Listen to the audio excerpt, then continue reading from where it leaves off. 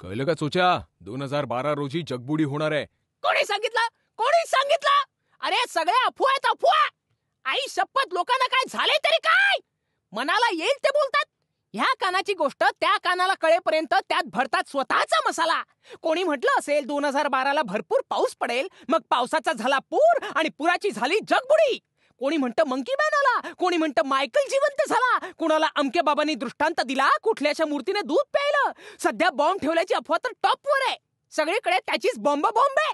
या अफवांमुळे रोज नवनवीन बाबा बुवांचा जन्म होतोय. जग वाचवणारे बाबा, पैसा वाढवून देणारे बाबा, अमक्या देवाचा अवतार असलेले बाबा आणि तमक्या देवाचा पुनर्जन्म असलेले बाबा. बाबा रे, किती हे बाबा.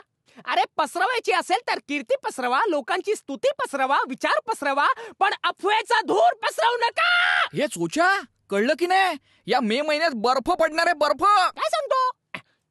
हॅलो, कळलं का रे? मे महिन्यात बर्फ पडणार आहे. हा चोच्या, म्हणजे तू सुद्धा अशाच अफवा पसरवायला लागलायस. हा चोच्या, झाला ना पोपट.